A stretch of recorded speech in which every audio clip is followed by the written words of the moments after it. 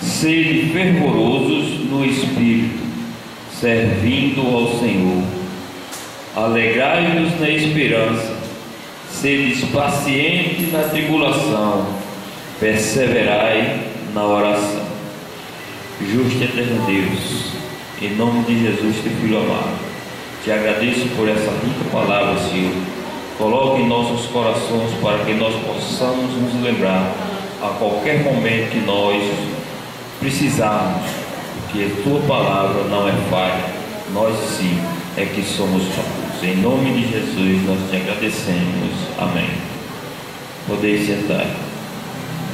Nesta carta aqui que Paulo escreveu aos Romanos, nesse versículo, é que muitas vezes a igreja está vagaroso no trabalho, na obra. Os irmãos estão fazendo a obra devagar, e ele diz que nesses últimos dias o Senhor está voltando e nós temos que sermos mais fervorosos no espírito, servindo ao Senhor.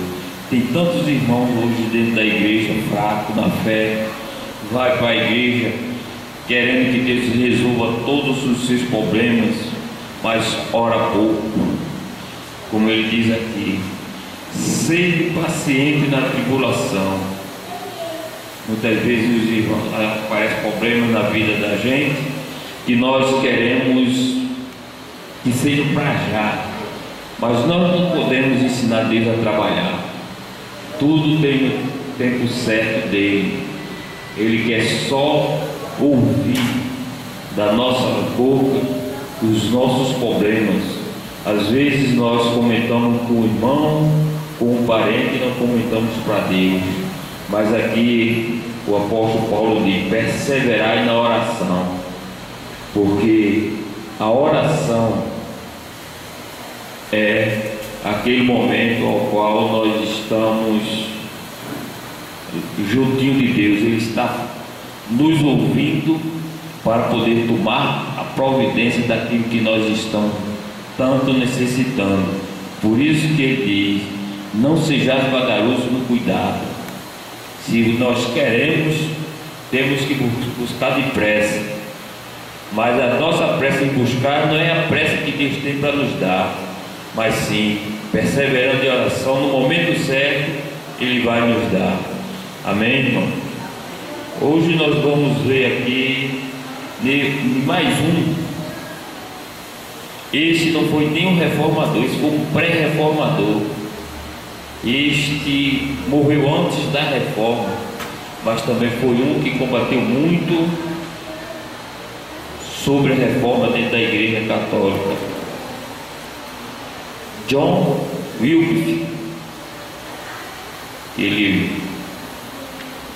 nasceu em 1328 e faleceu em 31 de dezembro de 1384,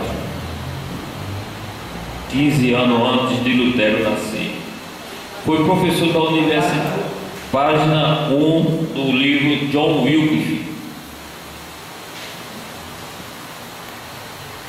Este era um pregador que se preocupava muito com o povo pobre.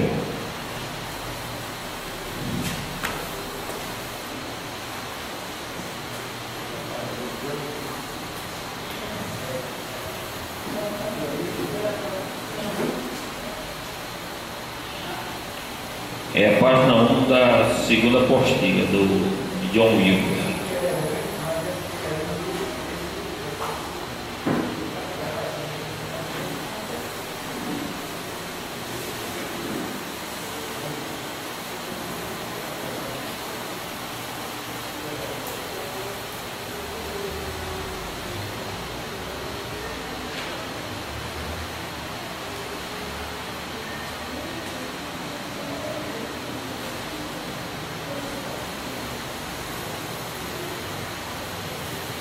É essa apostila mesmo, pastor? Ela, eu acho que essa é dos pais da igreja, não? É porque as apostilas que tem aqui, nenhuma tem foto. E essa eu estou vendo foto aí, eu acho que essa é dos pais da igreja. Essa é dos pais, que é aqui é os reformadores.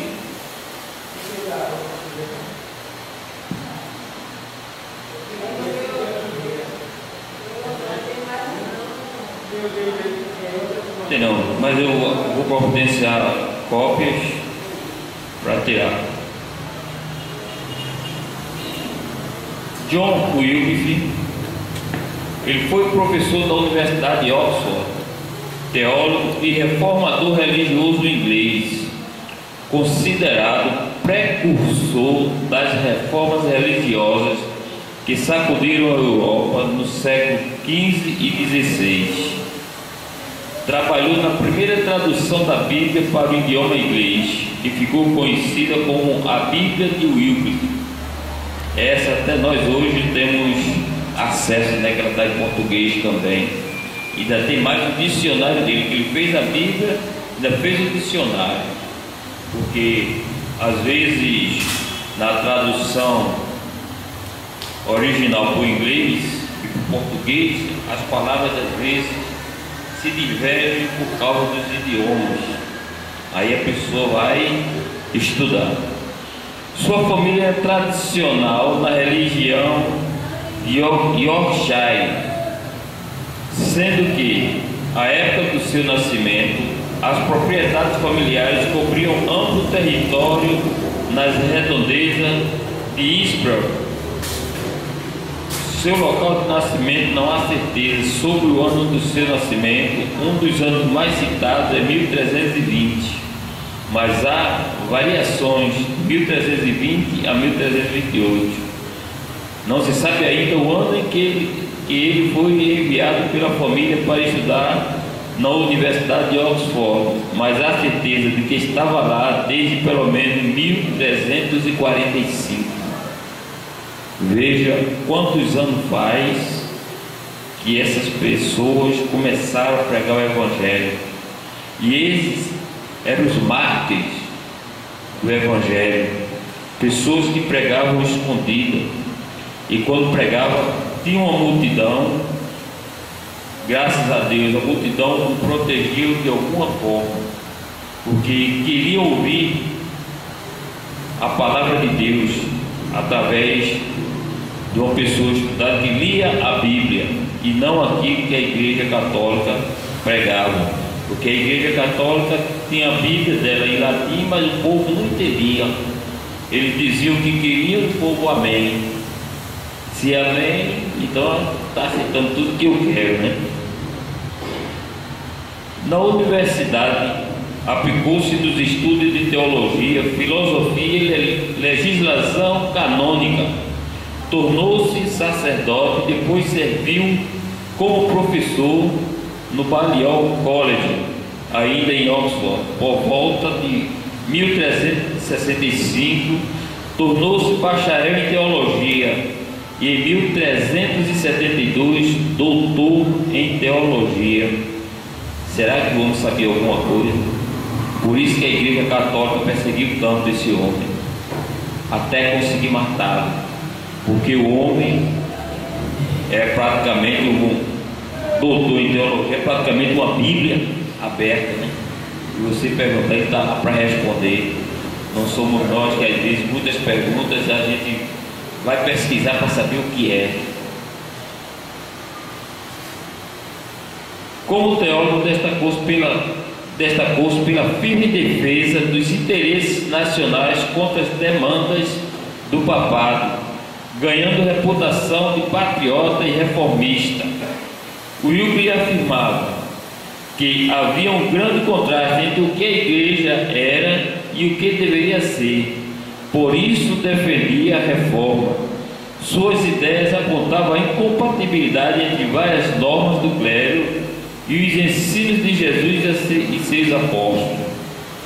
Quer dizer, o que a Igreja Católica pregava era tudo contrário ao que Jesus e os apóstolos pregavam.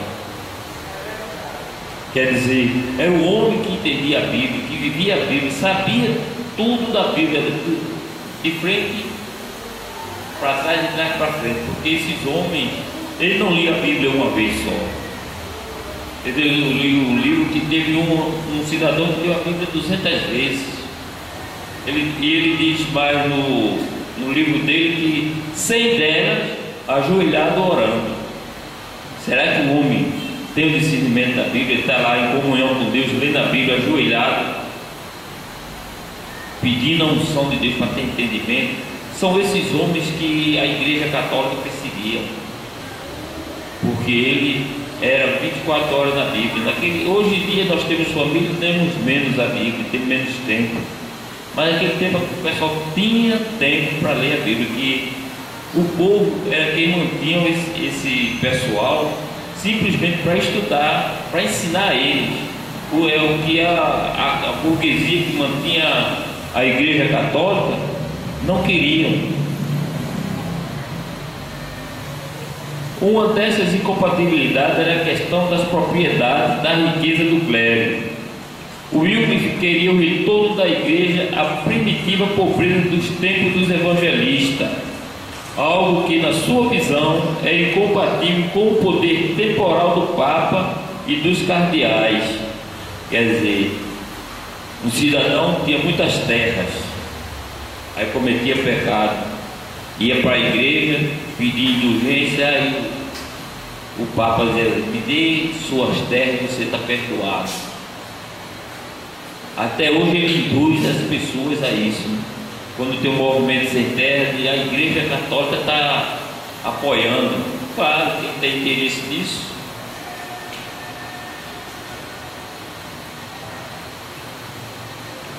Para ele, o Estado deveria tomar posse de todas as propriedades da igreja e encarregar-se diretamente do sustento do clero.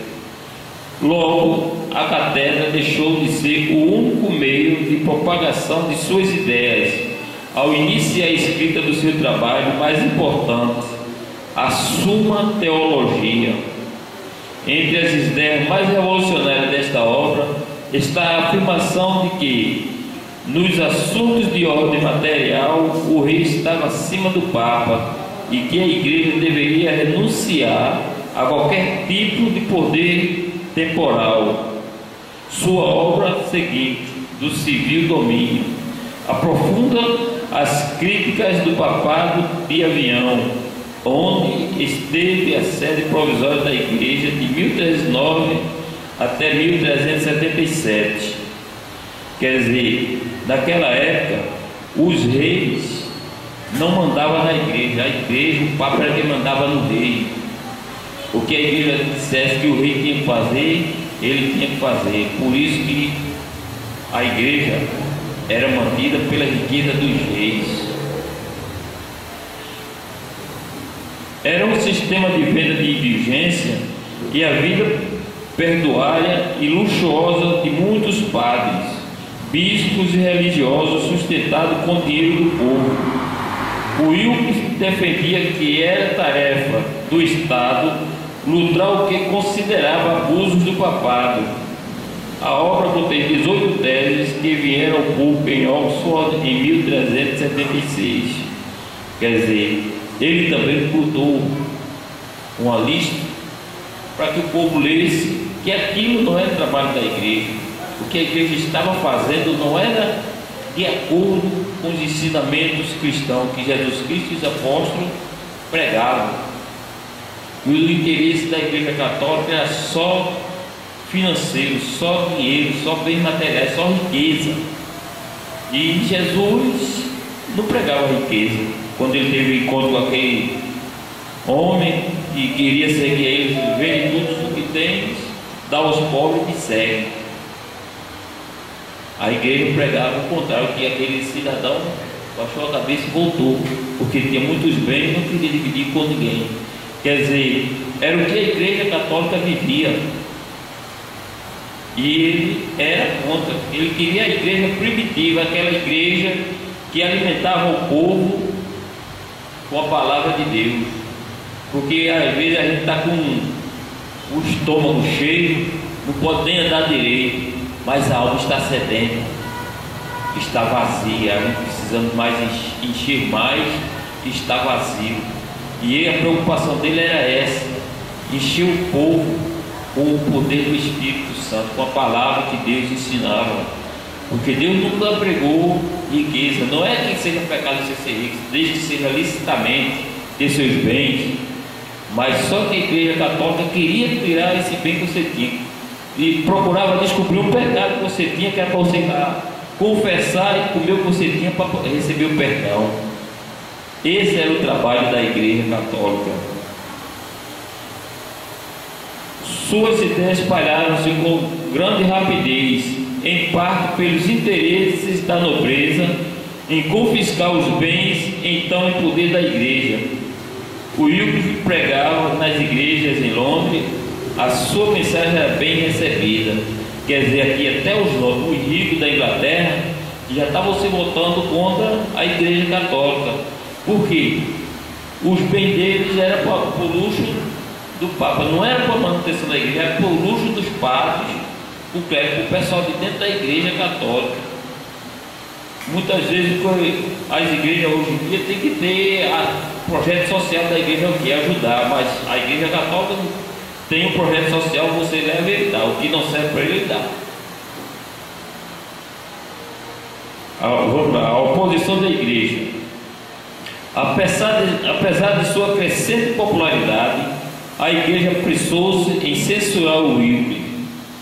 Em 19 de fevereiro de 1377, o Wycliffe é intimado a apresentar-se diante do bispo de Londres para explanar-lhes seus ensinamentos. Compareceu acompanhado de vários amigos influentes e 4 monges foram seus advogados. Quer dizer, até dentro da Igreja Católica mesmo, os monges já sabiam que o que ele estava pregando era verdade, não o que a Igreja Católica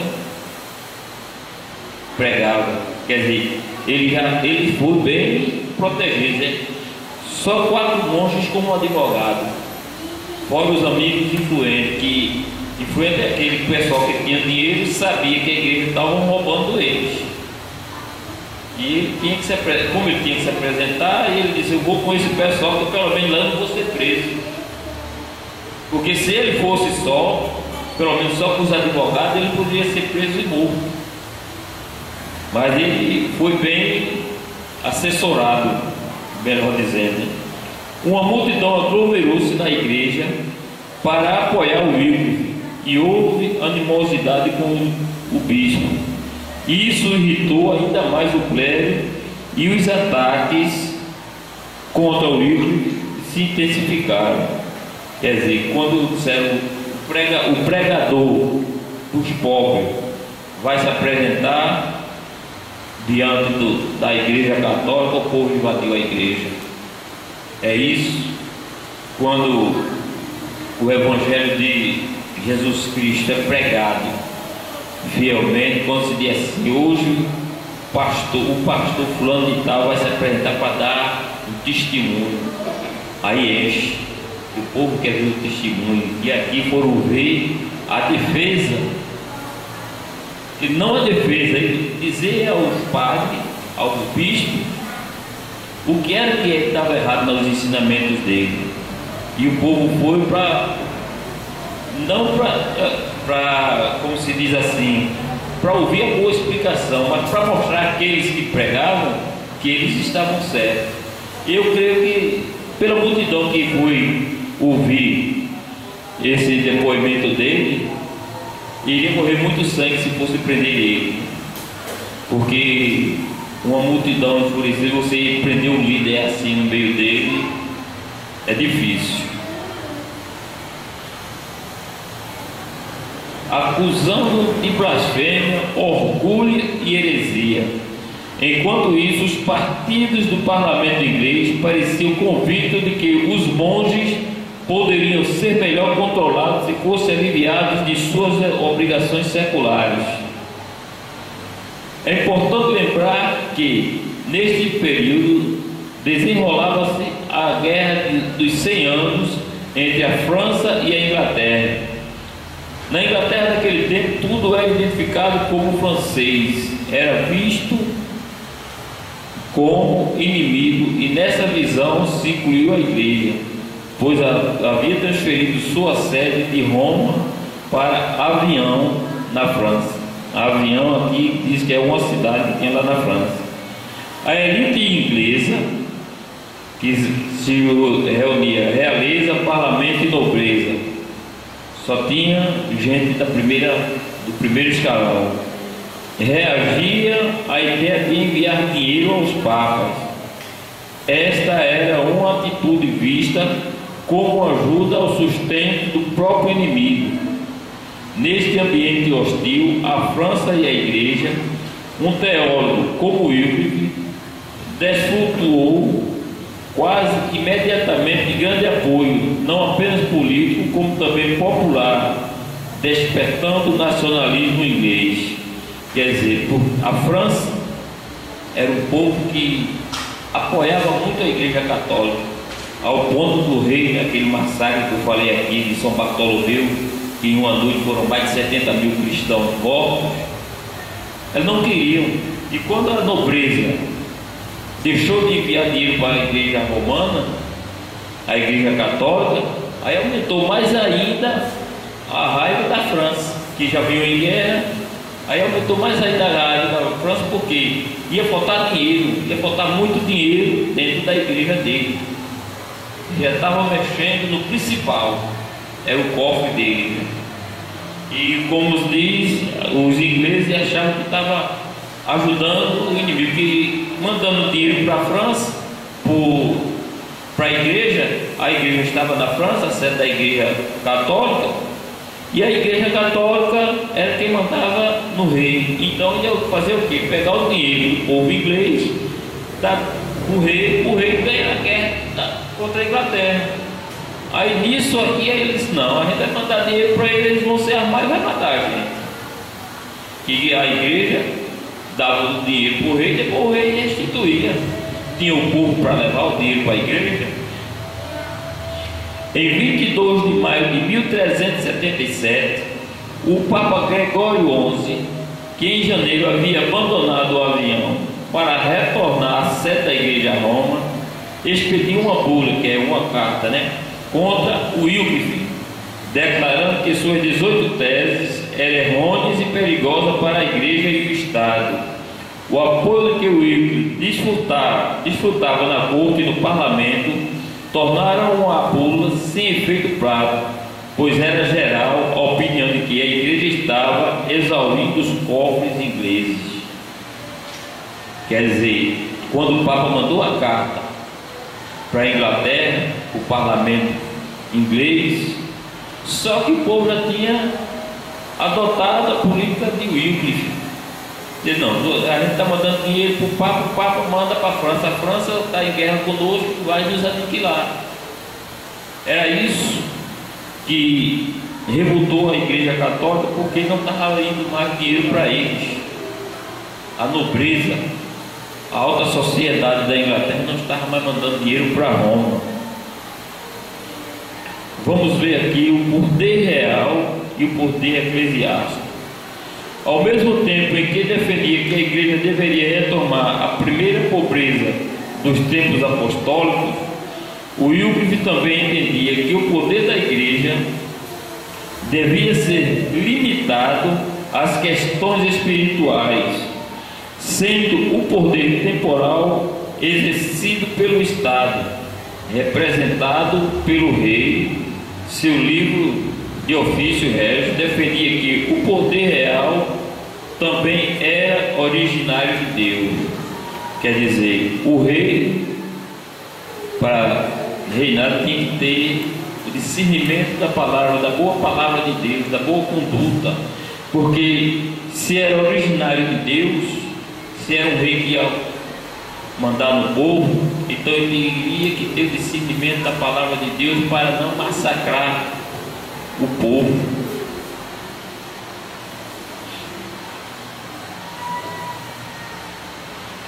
Encontrava testemunho nas Escrituras Sagradas quando Cristo aconselhou: dá a César o que é de César. Era pecado, em sua opinião, opor-se ao poder do rei, e todas as pessoas, inclusive o clero, deveriam pagar-lhe tributo.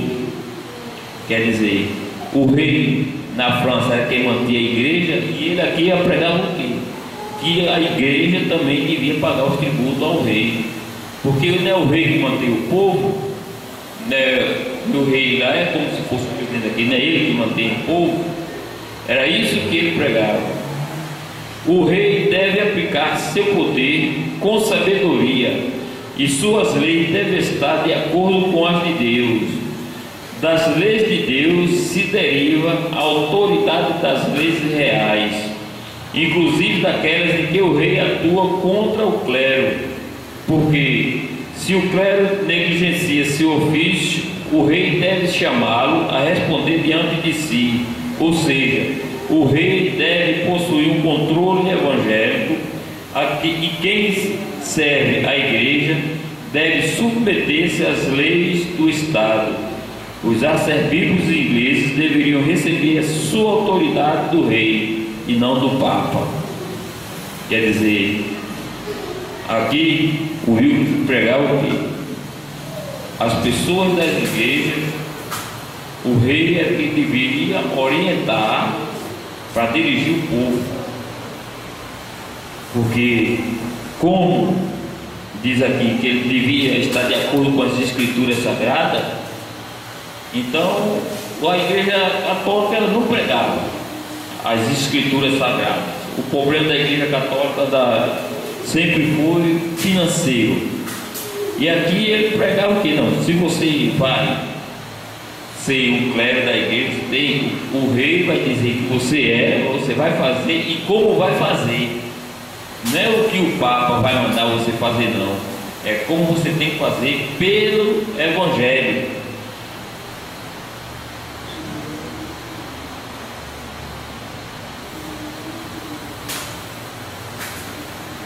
O rei deveria cercar-se de teólogos para aconselhá-los na tarefa de proclamar as leis reais. Olha aí, quando o Evangelho entrou no reinado da Inglaterra, o rei tinha que ter assessoria só de pessoas estudiosas da Bíblia, só teólogos, pessoas formadas que tenham conhecimento da palavra de Deus, para não tomar atitudes que venham a dizimar, matar o povo de Deus. Se o homem governando um país com sabedoria e com discernimento da palavra de Deus, que o que nós vemos aí, as pessoas falam o nome de Deus, mas eu acho que esse Deus que ele fala é um Deus minúsculo, que é qualquer um. Eles não temem ao poder do verdadeiro Deus. O Wycliffe e o papado.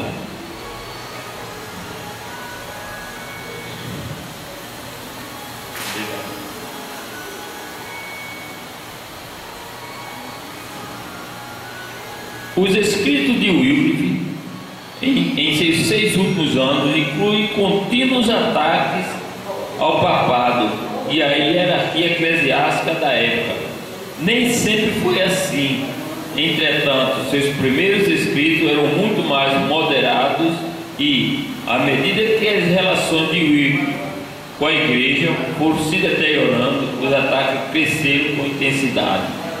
Quer dizer, cada vez mais que ele era perseguido, a igreja católica perseguia ele e aumentando mais o furor dele contra a igreja católica.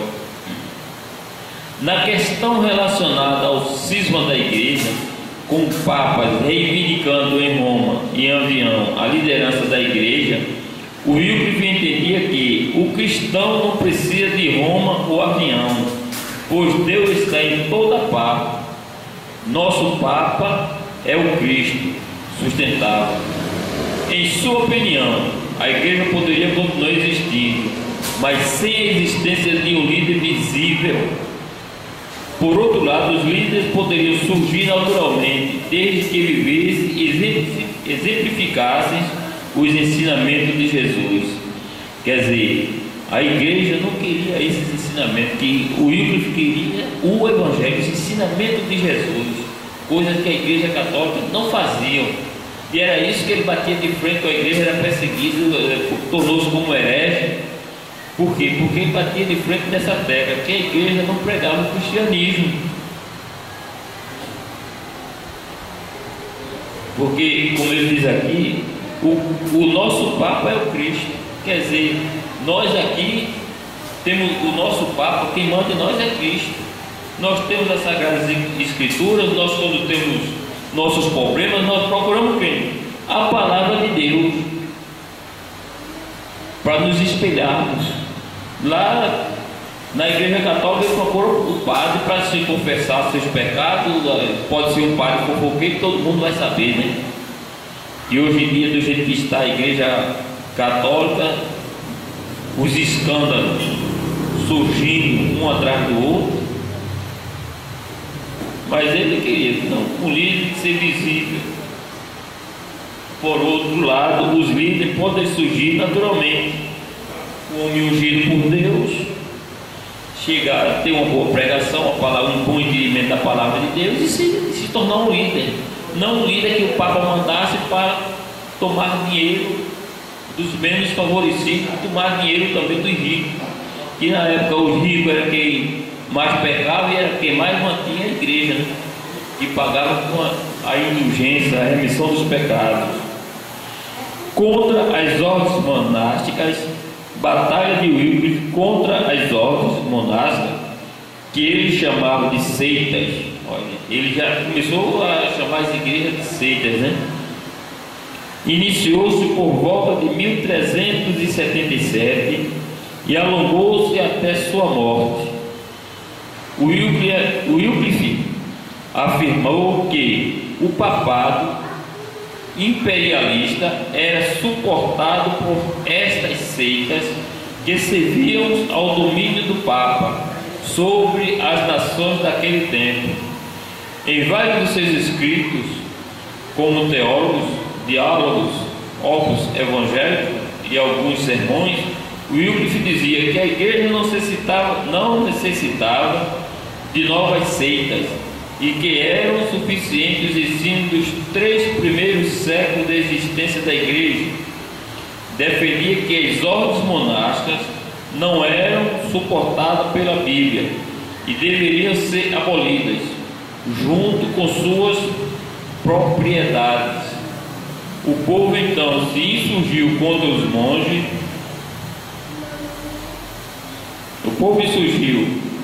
monges. E podemos observar os maiores efeitos dessa insurreição na Boêmia anos mais tarde, com a Revolução Russa na Inglaterra. Entretanto, o resultado não foi esperado por Wycliffe.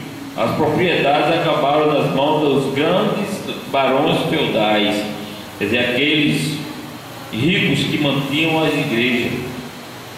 Quer dizer, o povo não ficou com a terra, porque a terra ficou por ricos que mantinham a igreja.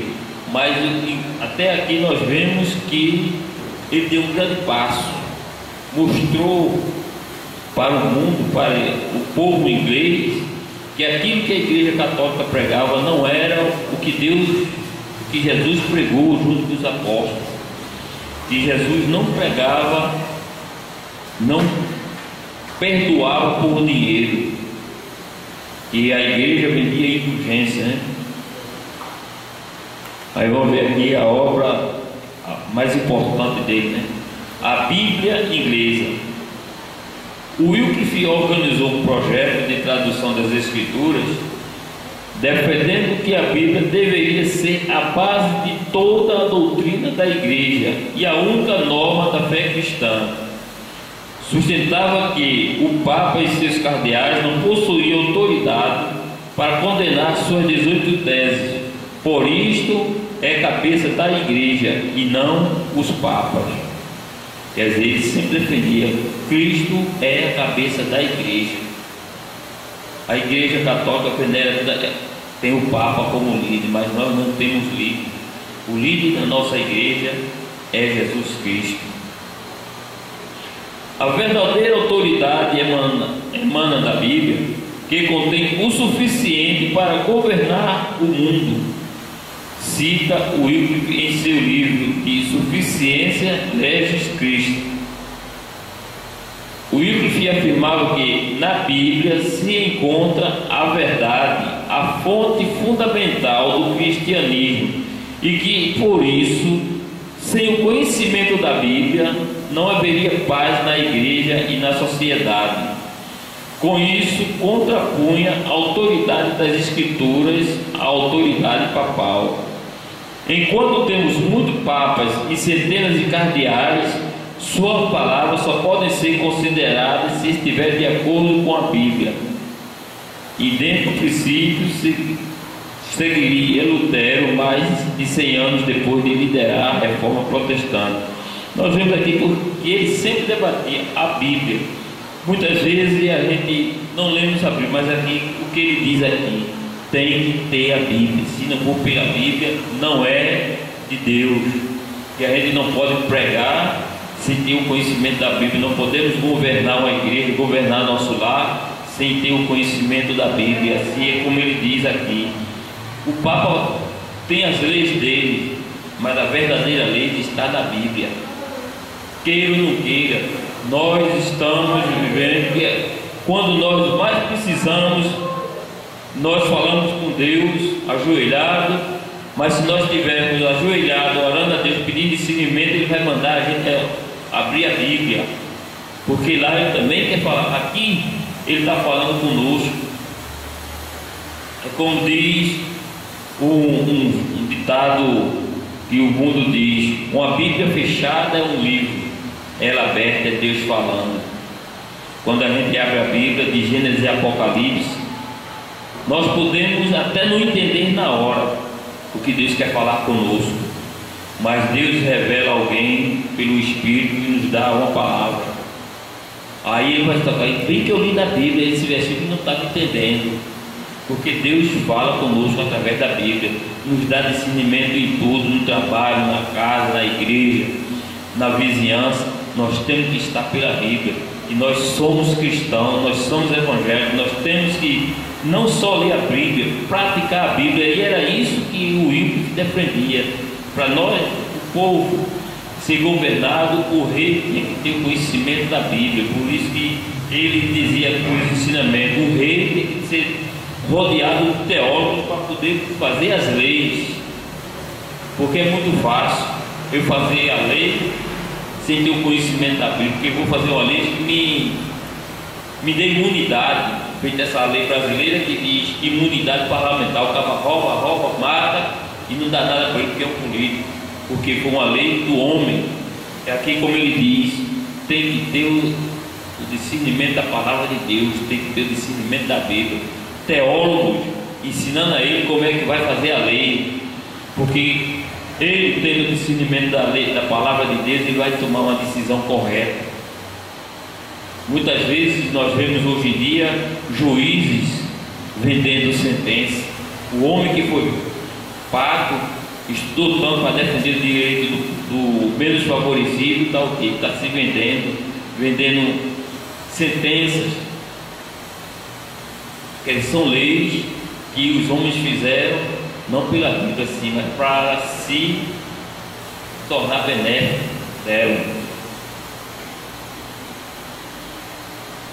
Vamos ler aqui, já está na hora do pastor dar a palavra dele também. O Wycliffe acreditava que a Bíblia deveria ser um bem comum de todos os cristãos e precisaria estar disponível para uso cotidiano na língua nativa das populações.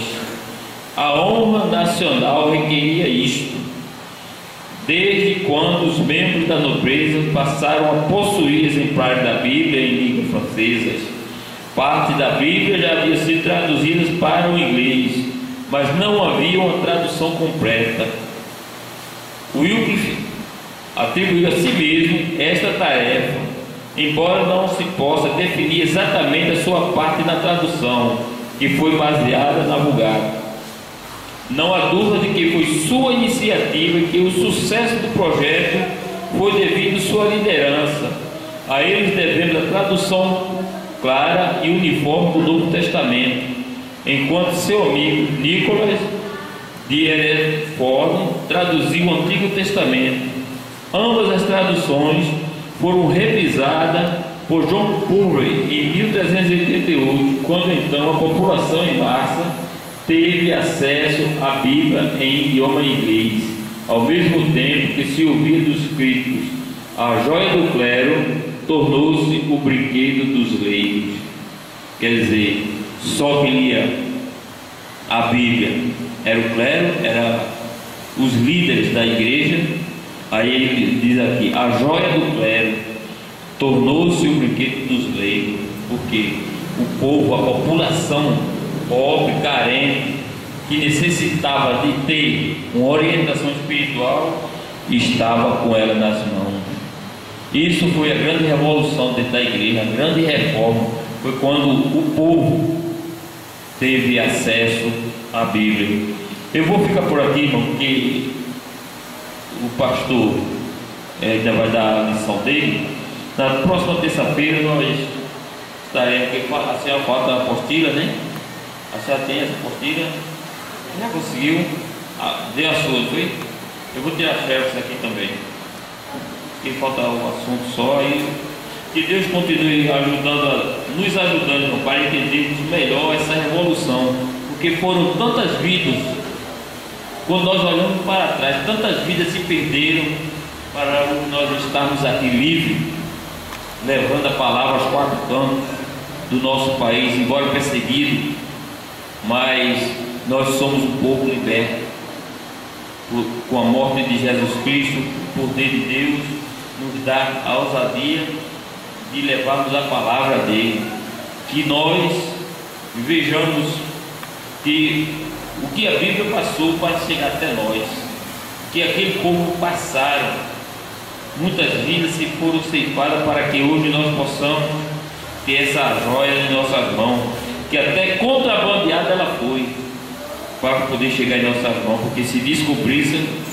era tomada e queimada. Que Deus continue abençoando aí.